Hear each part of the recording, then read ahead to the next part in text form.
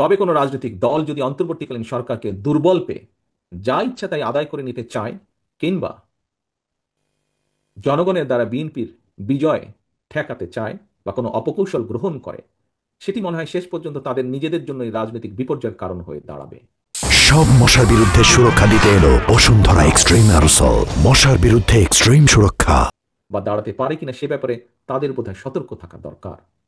রাজপথের সঙ্গীদের প্রতি আহ্বান, সেই সঙ্গীদের প্রতি যারা পরিস্থিতি ঘোলাটা করছেন বা করার চেষ্টা করছেন, দয়া করে পরিস্থিতি ঘোলাটা করবেন না।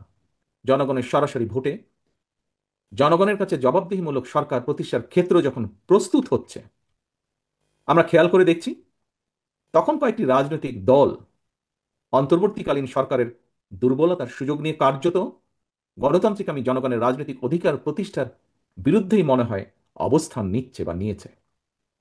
আমি একজন রাজনৈতিক কর্মী হিসাবে আমার দলের পক্ষ থেকে আবারও ফ্যাসিবাদ বিরোধী আন্দোলনের সহযোগীদের, এখানে সেই সহযোগীদের আমাদের আন্দোলনের রাজপথের বহু সহযোগী আজ উপস্থিত আছেন, সেই সহযোগীদের দৃষ্টি আকর্ষণ করে বলতে চাই, বর্তমান দুর্বল অন্তর্বর্তীকালীন সরকারকে হুমকি ধমকি না দিয়ে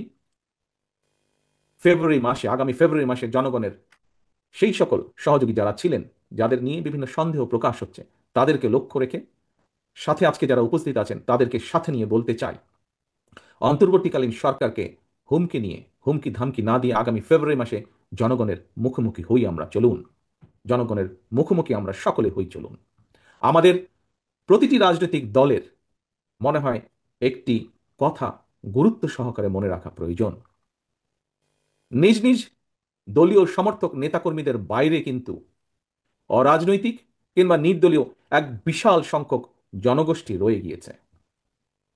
এই লাখো কোটি অরাজনৈতিক কিংবা নির্দলীয় জনগোষ্ঠীর প্রত্যাশা বাস্তবায়নের দিকে নজর দেওয়া রাজনৈতিক দলের প্রতিনিধি হিসাবে আমাদের প্রত্যেকের অত্যন্ত পবিত্র এবং গুরুত্বপূর্ণ দায়িত্ব বলে একজন রাজনৈতিক কর্মী হিসাবে আমি দৃঢ়ভাবে বিশ্বাস করি।